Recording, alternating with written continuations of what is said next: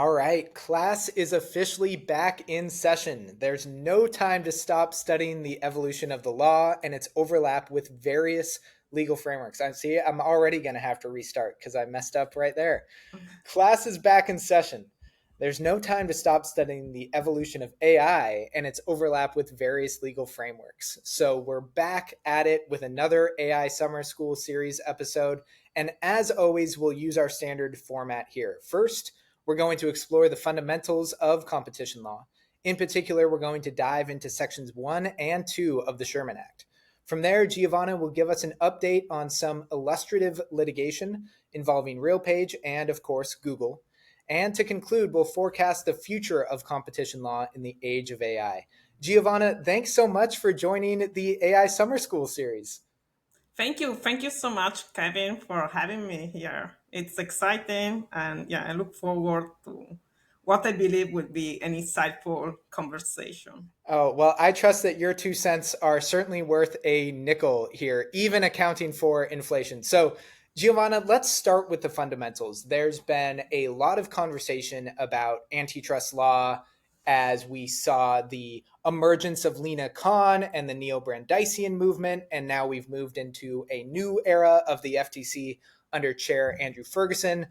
And in that transition, there's been a lot of debate about what are we actually trying to accomplish with things like the Sherman Act, the FTC Act, the Clayton Act. Can you give us just a little bit of background before we get into the weeds of AI about what competition law is really focused on in the US? Yeah, sure. And thank you. Thank you for caring about antitrust and its role in the digital economy. So, as an antitrust scholar, my expertise is on how to regulate from an antitrust perspective these large technology companies such as Google, Amazon, Facebook, Apple, and so on. So right now, I think we are all assisting the concentration of economic power in the hands of a few corporations. So these large technology companies are reviving the threat of monopolies we have seen at the time of Standard Oil. But today, the new oil is data that runs AI algorithms. So there is a concern right now, as you already mentioned, that these corporations, they are already raising antitrust concerns because they are like large and they are active in critical digital markets. So the main concern from an antitrust perspective with respect to AI is that these corporations can extend their monopoly power to AI. Why? Because these corporations have collected data, a large amount of data for decades. So they have a clear advantage in the AI industry because if we think of data and AI, data is the fuel to run AI algorithms. So you can understand that there is already an antitrust concerns, although the AI industry, I would say, is still emerging in a sense, is still in its, it's still growing. So we don't know where it's heading to. And thinking about some of those first principles of antitrust law, one big debate right now is whether, quote, big is bad, end quote, right? Is just sheer size. Is that something that antitrust law penalizes? And there's a fascinating debate that goes on here, which is looking at the actual text of the Sherman Act, which we'll get to in a second, and then getting at the sort of broader values of antitrust law or anti monopoly law. And so, can you kind of clarify this conversation around big is bad and whether the law penalizes you for being big, just for being big, or how we try to get at actual anti competitive behavior and practices?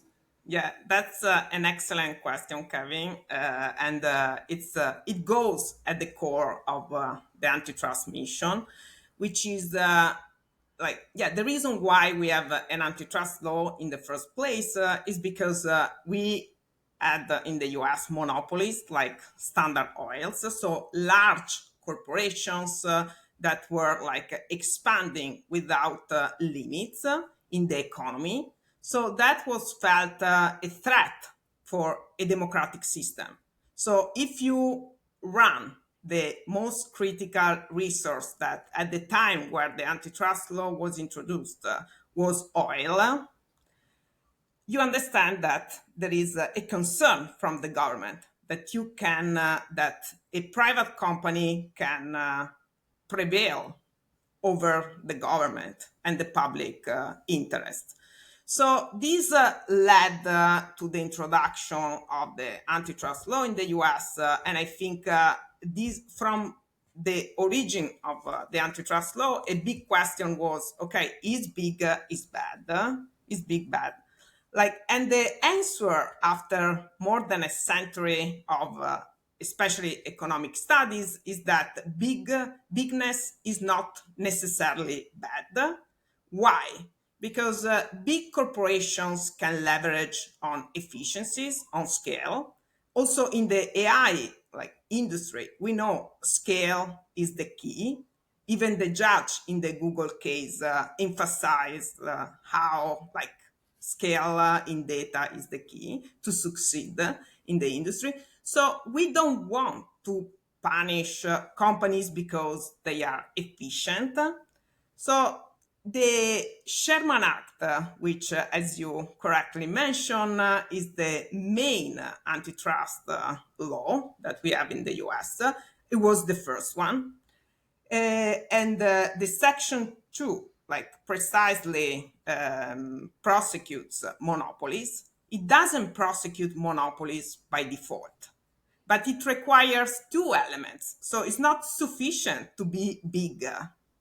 You need also to engage in an anti-competitive conduct to be prosecuted under Section 2. So, and there is a logic underlying why bigness is not bad. So big is not bad. And we understood this after like decades of Nobel Prize studies on economics. And so it's true, as you correctly emphasized, right now there is the feeling that big is bad with these large corporations, but we are also like, we are in a different situation than when the Sherman Act was introduced. So we have more studies to assess and to tackle these monopolies in the way that we don't, for example, harm innovation, which is critical in the AI also discussion.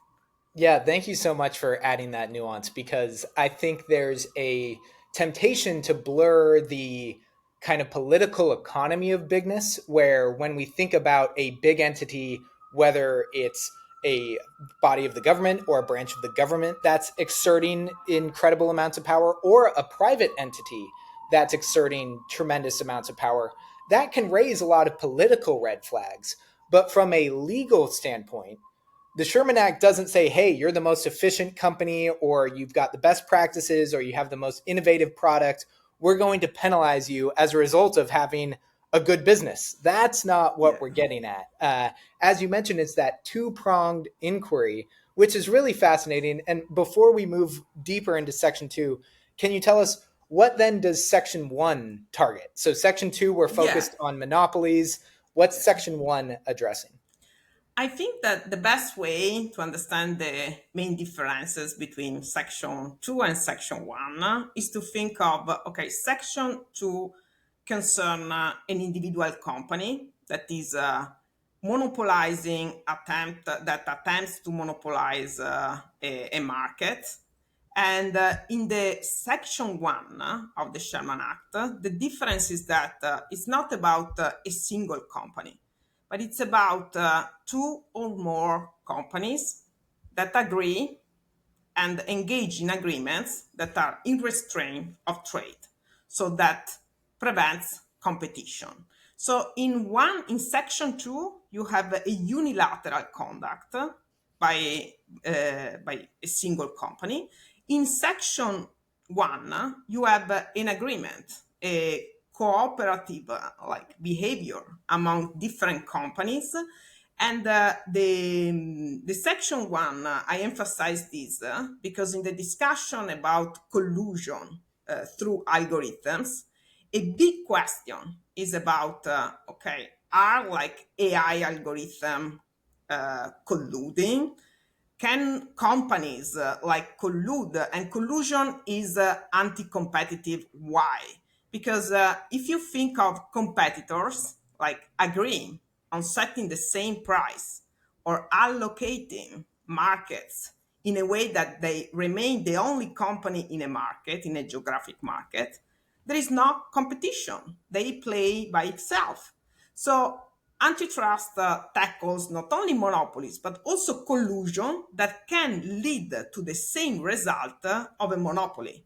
Because if you collude with your company, with your competitors, and you decide to set the same price or like to share the markets in a way that you remain the only one in the market, the result is basically the same of section 2. So this is why, and the key difference, the key element to understand whether when there is an antitrust concern, you are in a section 1 or section 2, I believe is the agreement and the fact that you cannot agree with yourself. So you cannot collude with yourself. So you need at least another entity.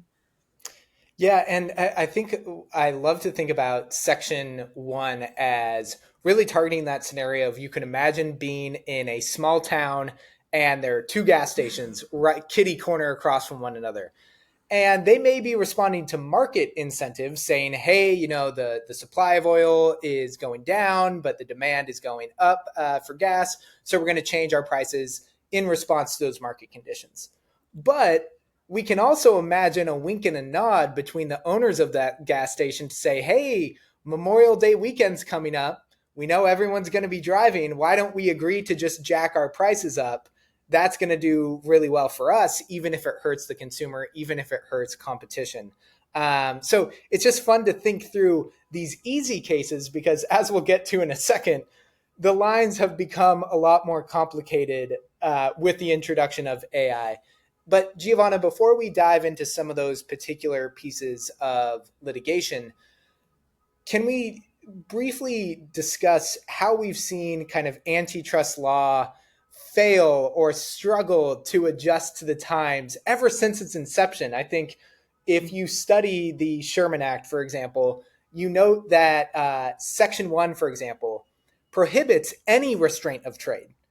And if you're a real textualist or a really rigid reader of that language, well, in theory, that would ban contracts, right? So, how have we seen antitrust law kind of evolve since the Sherman Act? Yeah, that's a very important question. So we have to think that when the Sherman Act was introduced, yeah, we didn't have technologies like AI algorithms, computers. So the technology that we had was the railroads, and afterwards the telephone network. So in enforcing antitrust initially, what the approach was a common law approach, like mainly based on contract law principles. Afterwards, we understood that markets were more complex and needed new analytical tools to understand competition dynamics, so competitive dynamics.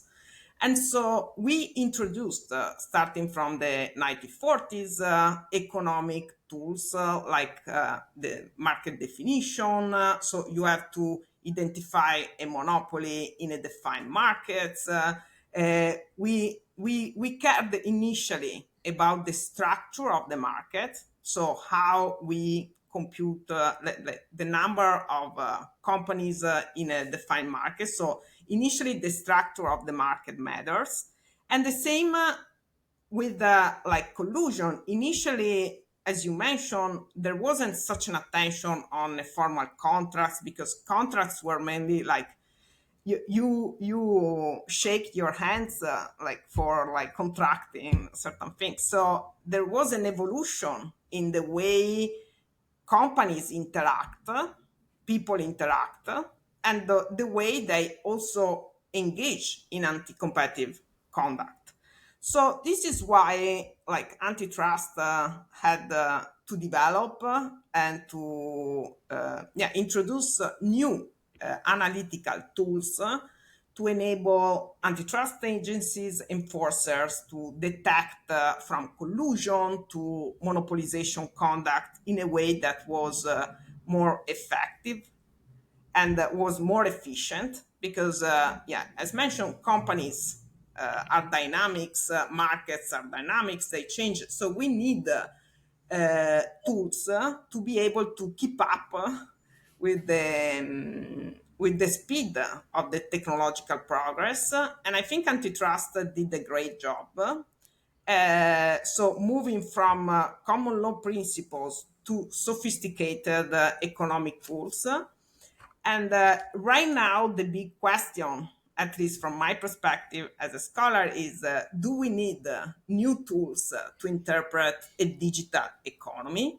Because I feel, we probably cannot pretend to be able to detect effectively anti-competitive conduct, monopolization conduct, collusion without advancing our analytical tools to the digital economy. Yeah, we've seen already some of these economic tools may have been suited to the sorts of markets we saw in the 50s, the 60s, and 70s. But now, as markets become more dynamic and become more diffuse, it's harder to say, oh, okay, this is the specific market in which these competitors are operating. And as a result of that ambiguity, it leads to the sort of battle of experts that everyone loves to write about and complain about, where both parties are just spending as much money as possible on great economists who can come up with different studies and point to different things, and all of a sudden we just get nowhere. But that's a whole nother podcast. In fact, that's probably a whole nother podcast series. So let's stick with the easy concept of AI and competition law. And Giovanna, let's talk about this Google search case.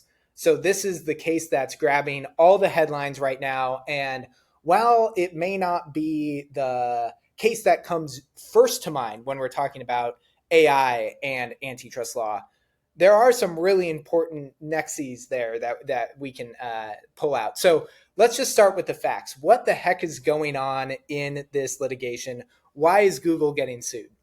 Yeah, sure. So, as you mentioned, Google is one of the biggest antitrust cases, but it's not immediately clear why Google might be related to the AI industry, because we know Google mainly for Google search and mainly for, like, the advertisement that Google sells and from which it profits.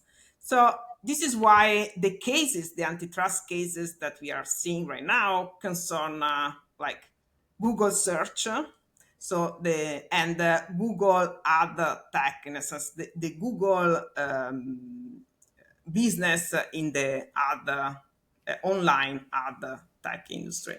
And these cases are critical, I think, very important for the regulation of fundamental digital markets, and I believe will set the tone if some remedies will be implemented to the AI regulation. So I think we need to look forward and think about the remedies in these cases.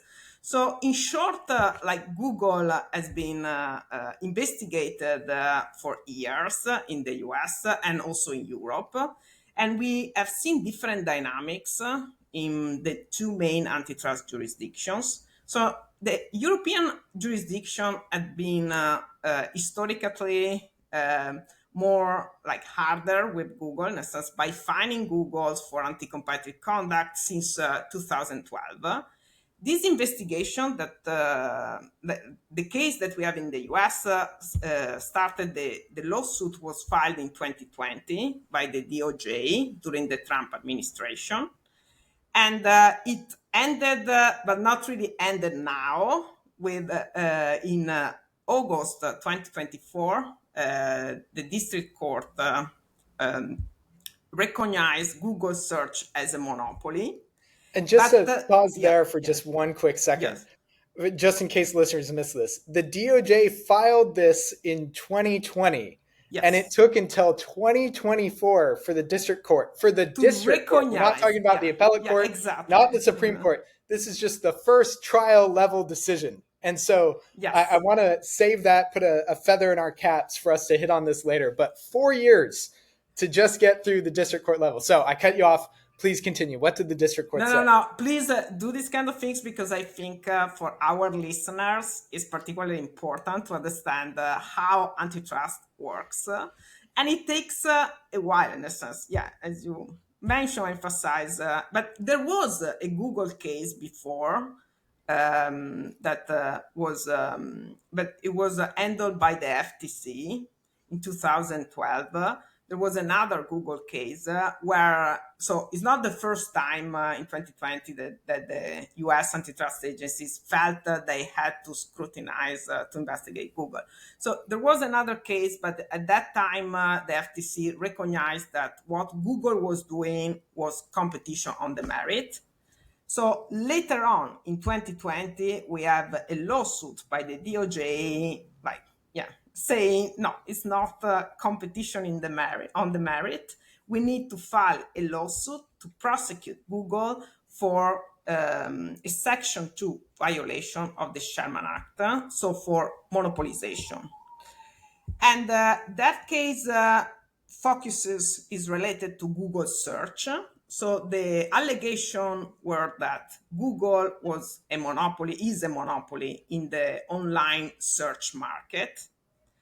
And as I mentioned, a monopoly is not sufficient. So the DOJ also argued that Google engaged in multiple anti-competitive conduct, in particular, like exclusionary conduct. So engage in agreements with Apple, Mozilla, Samsung, and so on to have Google installed as a default search engine in their devices, products. So that was the main conduct that led the judge last August, so in August 2024, to recognize Google as a monopoly and to say Google has violated Section 2 because it's not only a monopoly but also engage in multiple anti-competitive behavior. And And now just I so, told you it's not at the end. Why? Because we are waiting for the remedies.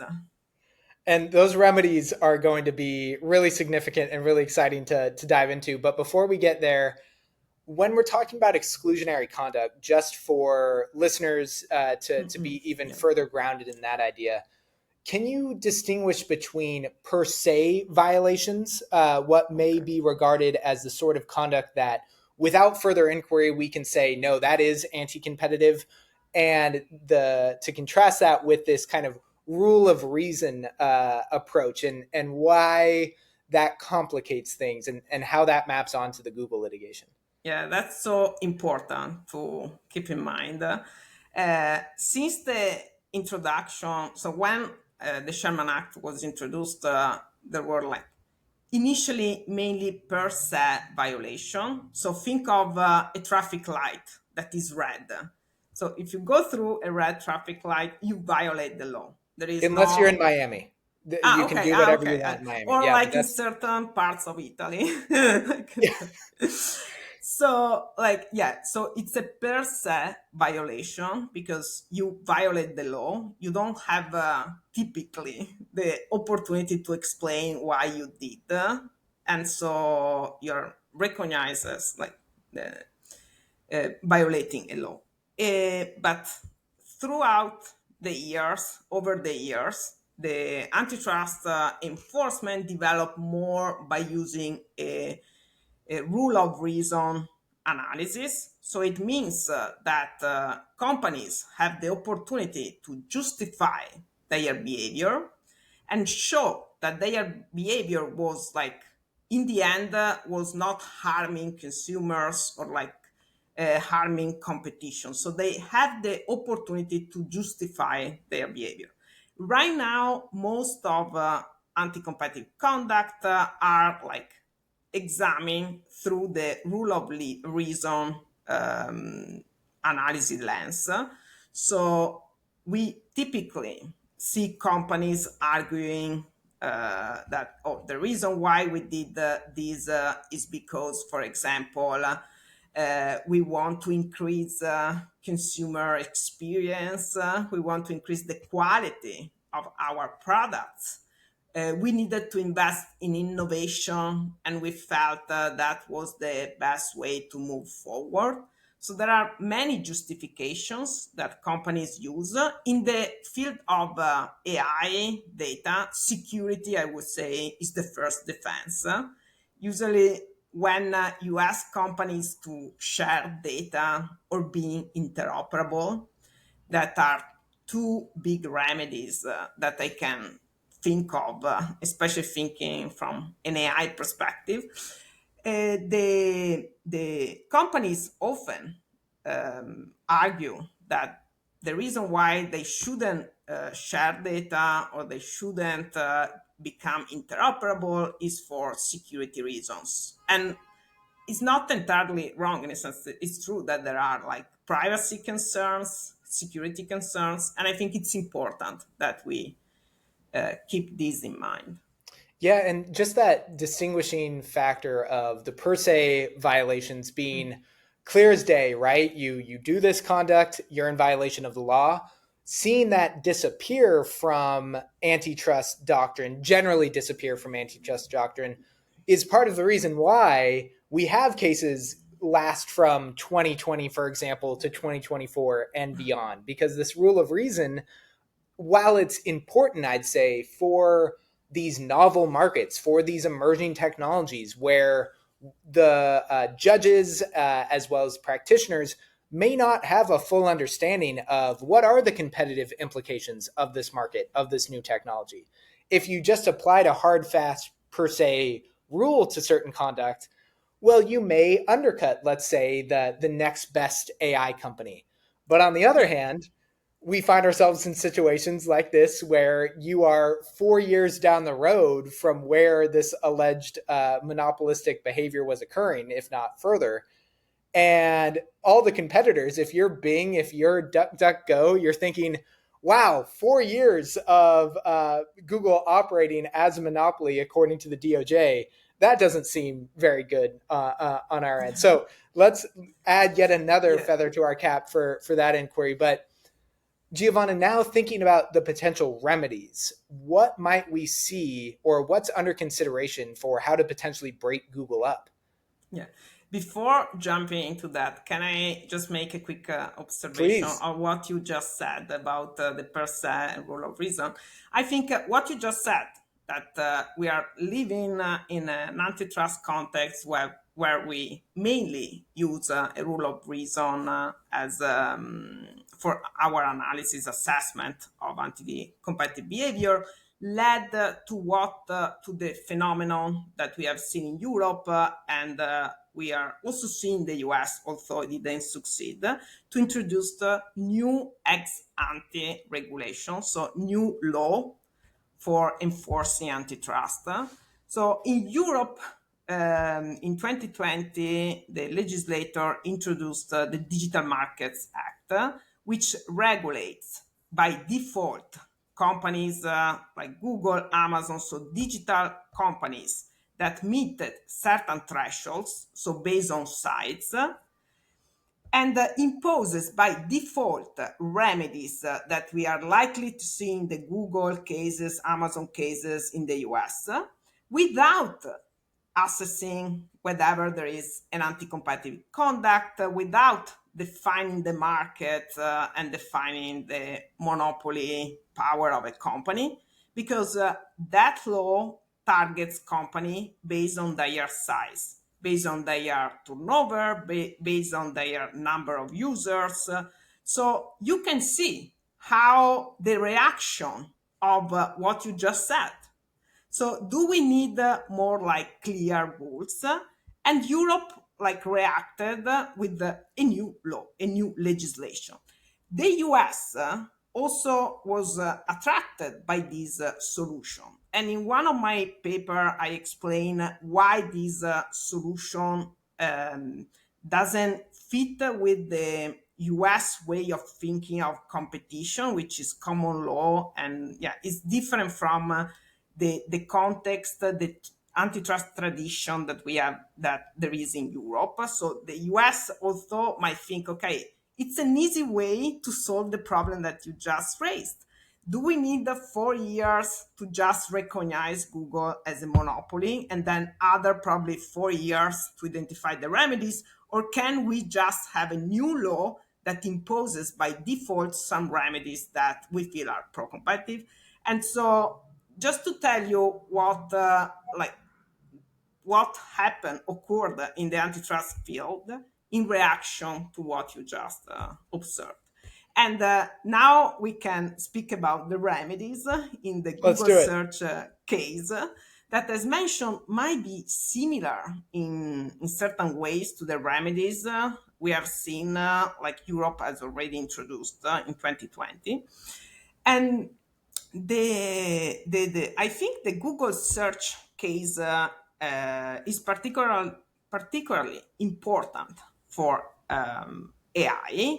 Why? Because the judge emphasized in the decision that we need in defining, in shaping the remedies, to consider the evolution of these markets, the evolution of AI, and that Google is a big player in the AI industry. So also the judge recognizes that we need to be mindful and understand that these markets are evolving fast. So remedies that might could be good like in 2020 might not be like good now. So we need to understand the critical issues right now, how we should try to predict as much as we can the direction that these markets are taking to impose like remedies that are effective. And I can tell you another thing. I'm not sure like what Europe has done, because it was so rigid and imposed like the same remedies to companies like Google, Amazon, Apple, Facebook, Microsoft, that are like in very active, in very different businesses, like the right solution. So I can tell you I'm more sympathetic to the US approach, because you look at the specific characteristics of the market and the specific anti-competitive conduct. So I think there is a meaning why we wait years and think deeply about the remedies to impose on these companies. And we will be all affected by these remedies. I can give you, if you want, some examples of remedies that change entirely, like the computer industry, and had an effect, I think, to the creation, to the development of companies like Google, Amazon now. So Yeah. antitrust sometimes is overlooked, I would say, and but has done like its job pretty well in several like important cases. Yeah, it'd be great if you could highlight one example remedy where you've seen antitrust facilitate innovation. That would be excellent, just to tee up to see how folks who are thinking about, oh, I care about innovation, I care about I want to be a part of this conversation, shouldn't neglect either paying attention to or going into antitrust law. Yeah, indeed, in my scholarship, in my work, what I do is to study the history, and to study the history also in other like jurisdictions. So I can tell you my favorite antitrust case where I can see the real role of antitrust in driving innovation is the AT&T 1956 consent decree, which is not the antitrust decision we all know about the breakup of AT&T, but it was a decision that was taken like decades before. And at that time, in 1956, the computer industry was just starting, and AT&T had a monopoly. It was an integrated monopoly in the telephone industry. So AT&T was not only delivering you phone calls, but also yeah, all the equipments that you need for a phone call. So it was really important and a fundamental monopoly in the US economy.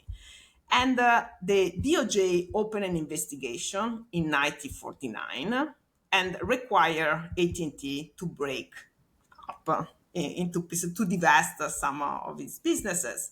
AT&T came back and said, please, DOJ, I offer these remedies, are mainly behavior remedies, to prevent the case, to prevent the identification of the antitrust violation and to close the antitrust case with these remedies and prevent the breakup of AT&T.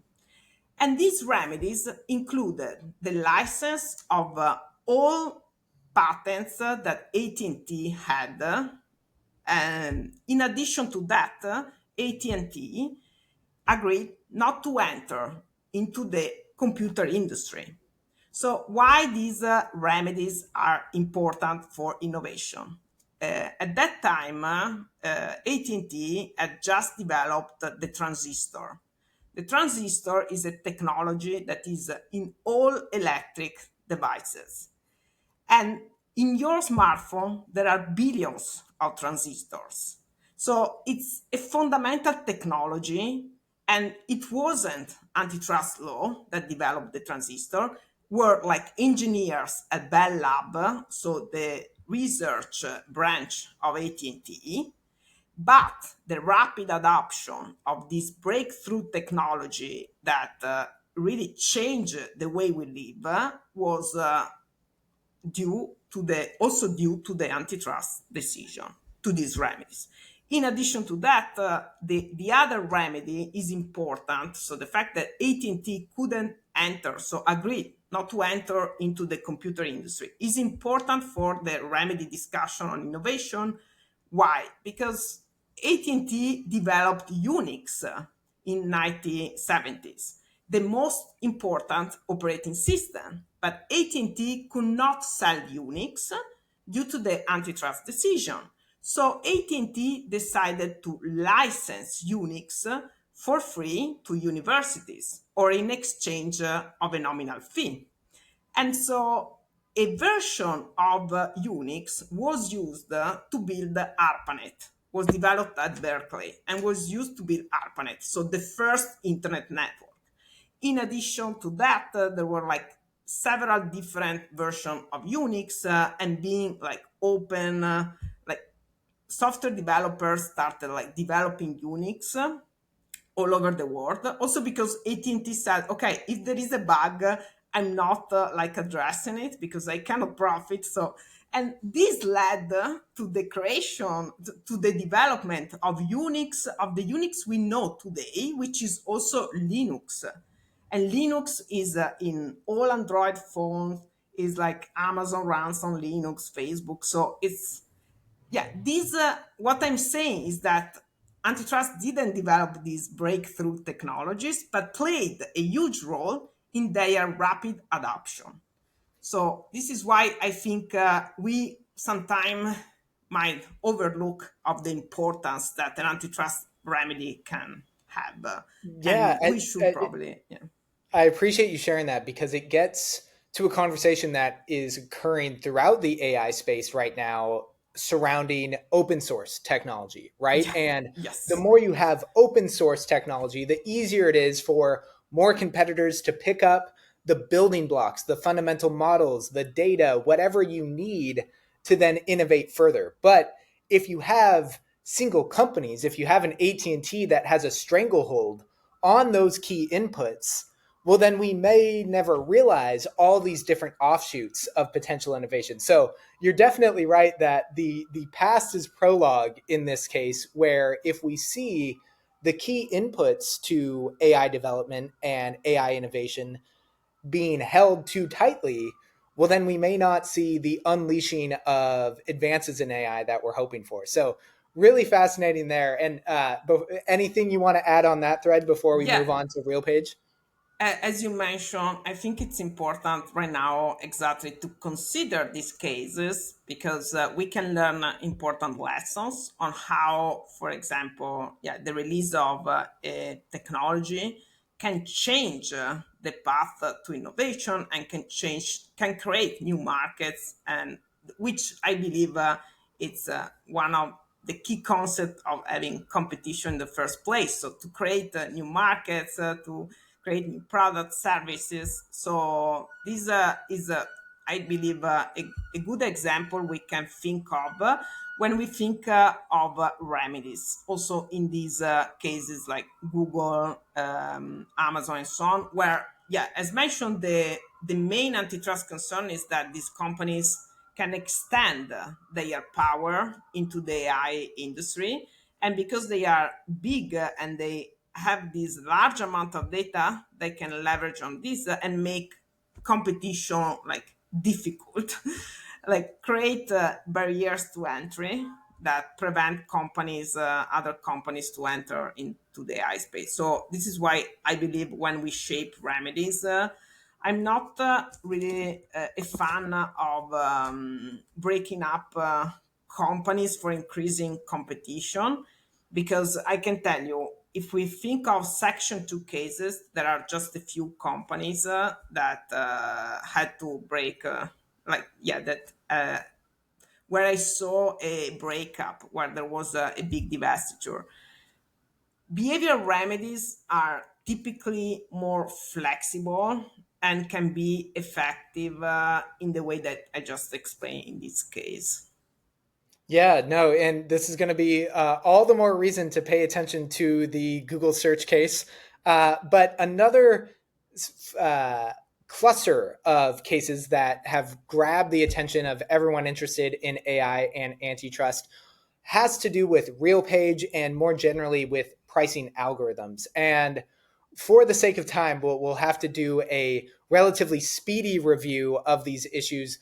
But Giovanna, if you could just give us a sense of what the underlying anti competitive concern is surrounding pricing algorithms like RealPage and why it's kind of hard to apply Section 1 of the Sherman Act to these algorithms. Yeah, sure. That's a great question, in a sense that RealPage is the leading case when we think of algorithmic collusion now. And why it's difficult to assess whether what is doing RealPage, what is doing this algorithm, that is an AI algorithm, is anti-competitive, is illegal, or like we need to change the law because the law is not adapt to the new technologies. So the real page case is interesting, yeah, for several reasons.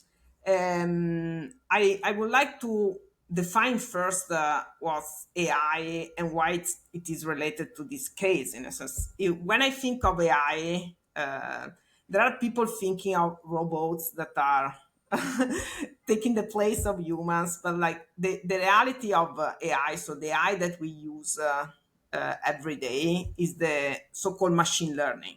So these are algorithms that rely on data because they make predictions by looking at the past and learning from a large amount of data. So it's not, it's based on statistics. So it's not so different from statistics we had in the past, but it's much more sophisticated because we have big data, big computation, and big models. So the technological, yeah, there was an advancement in technology that led to increase the performance of AI algorithms. That is something we have at least since the 1956, 1950s, sorry, when the first AI algorithm was built. So it's not something, it's not brand new AI, but now it's much more sophisticated.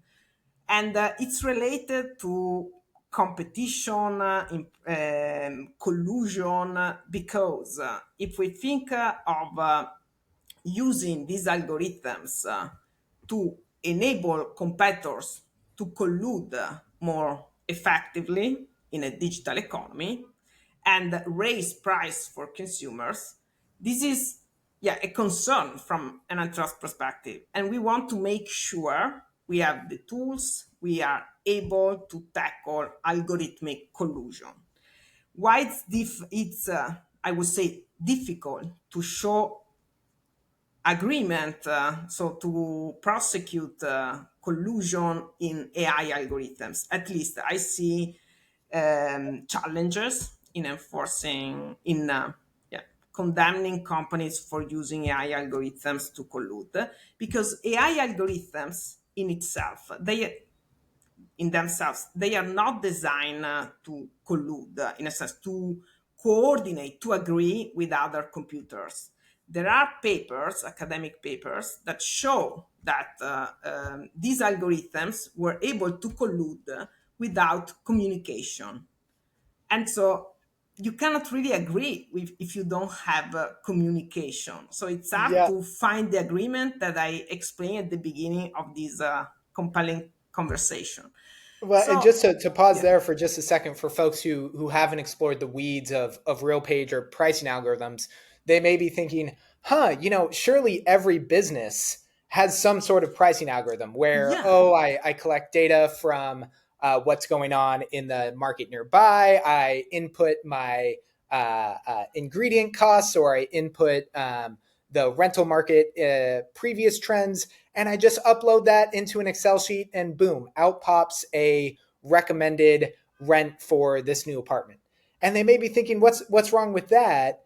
And the critical distinction about RealPage is, and please correct me if I'm wrong, mhm, a couple things. There's allegations that landlords are inputting into RealPage uh, non-public information. So whereas that mom and pop landlord may be saying, hey, I went to apartments.com, I saw that this rental unit was being listed for this price, so we should probably list our apartment for a slightly different price.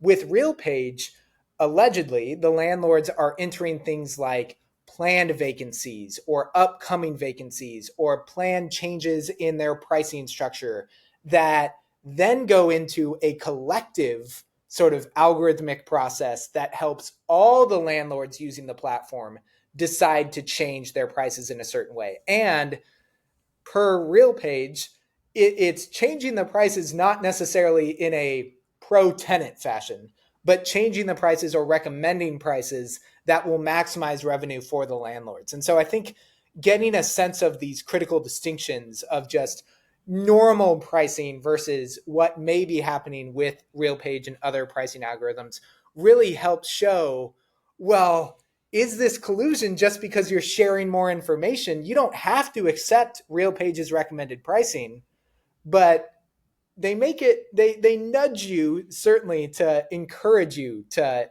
accept their pricing recommendations.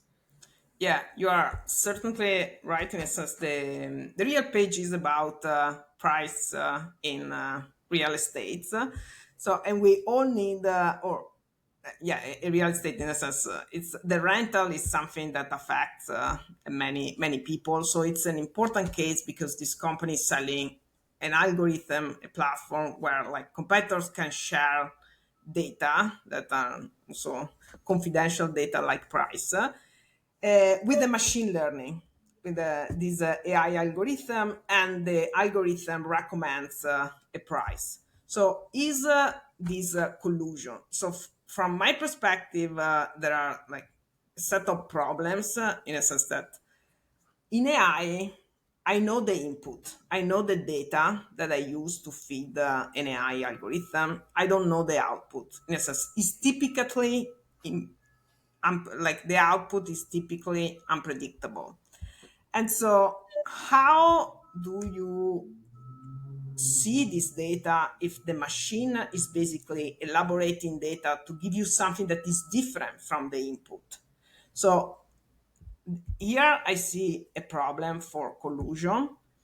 Second, we we have a bigger problem than an antitrust problem when we deal with AI, which is the issue that I emphasize in my work, in my articles, of interpretability and explicability of AI results. So, can we say that AI collude if we cannot explain how AI got certain results? So this is, I think, it's an issue that is bigger than antitrust and makes us thinking: shall we sell, give even open source these AI algorithms if we cannot really understand how the AI got certain like results? It's against the scientific method. So, or we change scientific method, or like we ban or like we limit the use of AI. So there are like many questions I think we should think of when we think of AI in the context of collusion, but also from a broader perspective. Because from an antitrust perspective, I'm also interested in knowing whether these AI algorithms can facilitate exclusionary conduct, can facilitate other anti-competitive conduct. So if we cannot really explain how we get certain results, it's hard for me to assess the anti-competitive behavior. And this is one of the challenges I think there will be in this case to show the collusion. And I think to your point, I'll assign some additional reading, some extra credit, not only all of your articles to all of our listeners, but Professor Daniel Crane has a paper, "The Coming Wave and Antitrust," that explores a lot of these concepts, asking, "Hey, if we have tools that allow for perfect pricing, matching exactly where demand and supply meet for every single consumer." In theory, under antitrust law, it's perfect competition. That's excellent, right? Yeah. Isn't that what we're trying to get? But there's something that we don't necessarily like about having every single ounce squeezed out of us, having that sort of perfect competition. So, how do we resolve that tension? Yeah, I fully agree with Daniel Crane in a sense that AI might be just the new way companies use to set prices. So in the digital economy, so AI is a general purpose technology, can be used for a variety of applications. So I think it's important to understand that before like saying this is bad, like this creates collusion, we should have data assessing, okay, what is really doing the AI machine, the AI algorithms, and second, like have I'm a scholar, so I always think we need more research, but I think we really need more research in understanding whether the price that we are seeing, that these AI algorithms set is higher than the price people will set without the AI algorithms. Because if the price is low, or like is like giving a different price to different consumers that can afford different things, maybe it's not bad in a sense. We are like increasing competition. So this is why I think we need to be careful and study the issue a lot when we think of antitrust regulation in AI. I believe antitrust can do a lot of things because in the AI regulation, antitrust doesn't need to be empowered by the Congress to enforce antitrust in the AI industry. It has no boundaries, antitrust in terms of industry, and has the flexibility to regulate these technologies by targeting the big players and without requiring small companies to bear the cost of expensive regulation. So, antitrust has a lot of potential in the AI, discussion, regulation, in the regulation of AI. So, and I believe, in the big tech cases, we potentially, we will potentially see important remedies. In real page, I believe will set the tone for the regulation of collusion, algorithmic collusion. So the judge might say, yes, there is collusion, not there is collusion. So if the judge probably says that there is collusion, needs to change the law because it's hard to find the agreements at the algorithmic level. Then it's another story if you have the agreement among the competitors. That is not, I believe, algorithmic collusion, but it's traditional collusion. Well, Giovanna, you've given us a lot of homework, a lot of questions to continue to study. Thank you so much for joining the AI Summer School series, and we'll have to leave it there so you can get back to work. Okay, thank you. Thank you so much for having me. It was really great to share thoughts on such a important matter in the field of antitrust. And yeah, I really hope people can get excited about antitrust and the future of AI regulation. I think they will, and I think they should. Thank you again.